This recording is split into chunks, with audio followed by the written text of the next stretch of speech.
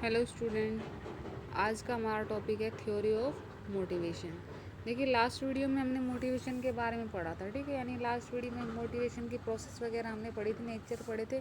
अब जो हम पढ़ेंगे वो पढ़ेंगे मोटिवेशन की थ्योरी। ये आपका मोस्ट इंपॉर्टेंट टॉपिक है। इस चैप्टर में से अगर क्वेश्चन आने के चांस हैं तो मोटिवेशन की थ्योरीज पे ही क्वेश्चन आपका आ सकता है, ठीक है। जो आपकी मोटिवेशन की थ्योरीज है वो टू टाइप की होती है। एक होती है ट्रेडिशनल थ्योरीज, एक होती है मॉडर्न थ्योरीज। अब देखिए, ट्रेडिशनल थ्योरीज में इन्होंने बता रखा है fear and punishment theory, reward theory and carrot and stick theory. जबकि मॉडर्न थ्योरीज में इन्होंने बताया हुआ है Maslow need hierarchy theory, Herzberg motivation hygiene theory, McGregor X and Y theory and Ouchi theory. देखिए, जो ट्रेडिशनल थ्योरीज है वो आपके सिलेबस में नहीं दी है, तो आपको उनको स्टडी करने की रिक्वायरमेंट नहीं है। मेन आपको जो स्टडी करनी है वो करनी है हमें मॉडर्न थ्योरीज। फिर भी मैं आपको ट्रेडिशनल थ्योरीज के बारे में बता देती हूँ। ट्रेडिशनल थ्योरी क्या कह के चलती है आपकी? ट्रेडिशनल थ्योरी ये कहती है कि अगर कोई वर्कर अच्छा काम कर रहा है तो उसको आप रिवॉर्ड दे सकते हैं, अगर कोई वर्कर अच्छा काम नहीं करा तो आप उसको पनिशमेंट दे सकते हैं, या हम वर्क के बेस पे भी सैलरी दे सकते हैं। स्टैंडर्ड वर्क होता है और एक्चुअल वर्क। अगर आपका एक्चुअल वर्क स्टैंडर्ड वर्क से ज़्यादा आ रहा है, इट मीन्स आपको जितना आप वर्क ज़्यादा कर रहे हैं उसके अकॉर्डिंग आपको सैलरी प्रोवाइड की जा सकती है। तो ये आपकी कौन सी थ्योरी है? Traditional theory. हम स्टडी करेंगे मॉडर्न थ्योरी, ठीक है। मॉडर्न थ्योरी 4 दी हुई है।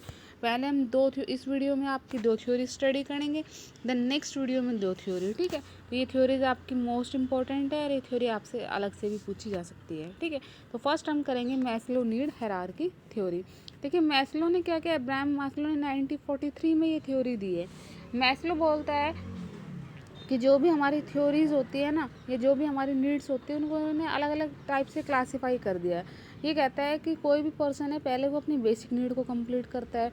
जब उसकी बेसिक नीड कंप्लीट हो जाती है देन वो अदर नीड को सेटिस्फाइड करता है।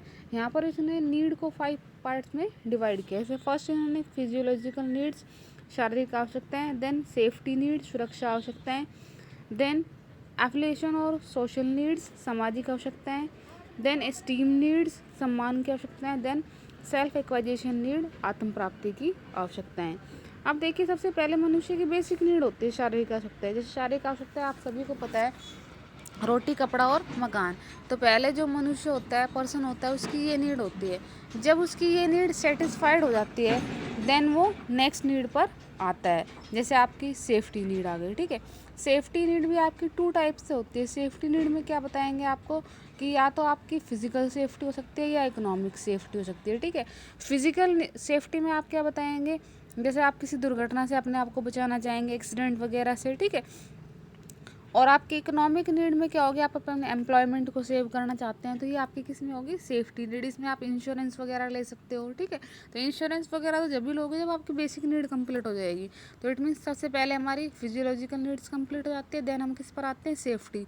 और जब आपकी सेफ्टी नीड कंप्लीट हो जाती है देन आप आते हैं सोशल नीड। सोशल क्या होते हैं? सोसाइटी। हम समाज में रहते हैं, समाज में हमारा डेवलपमेंट होता है, समाज के अकॉर्डिंग हम चलते हैं, जो भी रूल रेगुलेशन होते हैं, ठीक है। फिर हमारी वो कौन सी आवश्यकता होती है? सामाजिक।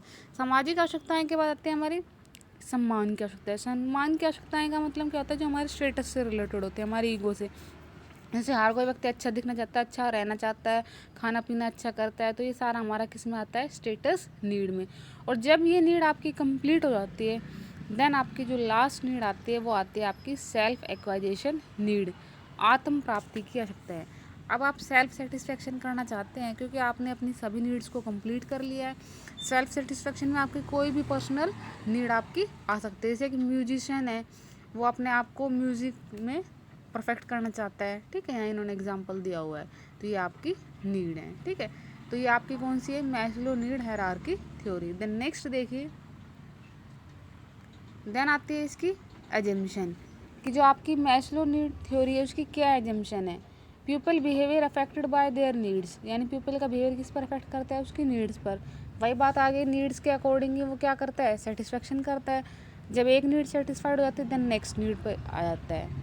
Then many need of people, people की नीड क्या है? अलग अलग है, ये मानकर चलता है काफ़ी नीड्स होते हैं। इसमें एग्जाम्पल दे रखा है शारीरिक सुरक्षा, सामाजिक सम्मान, आत्म प्राप्ति, ठीक है।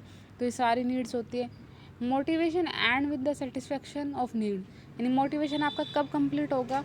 जब आपकी नीड्स कंप्लीट हो जाएगी। People more to next need only when the lower need are satisfied.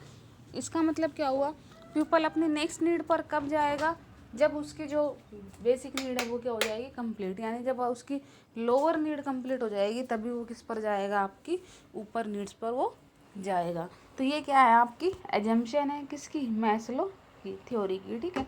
Then आते हैं इसकी क्रिटिसिज्म, कि जो आपकी मैस्लो नीड्स है उसकी क्या क्रिटिसिज्म है, उसकी क्या आलोचना है। एक तो ये परमानेंट नहीं है, कि फिक्स नहीं है। आपको पता है नीड्स अलग अलग टाइप की होती है, तो जो इसके पहली जो क्रिटिसिज्म है वो क्या है, कि ये परमानेंट नहीं है। Then not necessary that the need of only one category is being strong at a time. ये कह रहा है कि ज़रूरी नहीं है कि एक नीड एक टाइम पर ही स्ट्रॉन्ग हो, कितनी भी नीड स्ट्रॉन्ग हो सकती है। जैसे मान लीजिए तो ये कहकर चल रहा है कि जैसे कि हमारी फिजियोलॉजिकल कंप्लीट हुई तो हम सेफ्टी पर आ जाएंगे, सेफ्टी कंप्लीट हुई तो सोशल। लेकिन कई बार क्या होता है, चाहे हमारी फिजियोलॉजिकल नीड कंप्लीट नहीं हो रही हो, फिर भी हम सोशल नीड को कंप्लीट करना चाहते हैं। होता है ना आपका, कि चाहे हमारे पास पैसे ना हो लेकिन सोसाइटी में अपना शो ऑफ करना चाहते हैं, तो वो सारा इसके अंदर आ जाता है। तो ये आपकी है मैस्लो नीड हायरार्की थ्योरी, ये आपकी इम्पोर्टेंट थ्योरी है। देन नेक्स्ट थ्योरी हम पढ़ते हैं Herzberg motivation and hygiene theory. ये भी आपकी मोस्ट इम्पोर्टेंट थ्योरी है। इन थ्योरी में सबसे बड़ा फ़ायदा ये है कि अगर आप ये थ्योरी स्टडी कर लेते हैं ना, तो इन थ्योरीज में से आपके से एग्ज़ाम में भी क्वेश्चन पूछे जाते हैं। जो भी आपके कॉम्पिटिटिव एग्ज़ाम होते हैं उनमें भी आपसे क्वेश्चन पूछे जाते हैं। जैसे इन्होंने इसका एग्जाम्पल जो दिया हुआ, सॉरी ये थ्योरी किसने दी है, प्रोफेसर हर्ट्ज़बर्ग ने दी है। इन्होंने 2 पार्ट किए हैं, मेंटेनेंस, हाइजन और डिससेटिस्फायर, या सेकंड हम बोल सकते हैं मोटिवेटर और सेटिस्फायर। यानी इन्होंने 2 पार्ट्स में डिवाइड किया है थ्योरीज को, फर्स्ट मेंटेनेंस और हाइजीन थ्योरी। देखिए हाइजीन थ्योरी क्या होती है, थोड़ा सा ध्यान से सुनिए फिर आपको समझ में आ जाएगा। देखिए हाइजीन थ्योरी यहाँ इन्होंने दिया हुआ है, those factor who presence does not motivate but absence discourage. इसका मतलब क्या होगा, वो फैक्टर अगर वो प्रेजेंट है ना तो वो मोटिवेट नहीं कर रहे हैं पर्सन को, लेकिन अगर एब्सेंट है ना तो जो पर्सन है वो क्या ऑलरेडी मोटिवेट हो रहे हैं।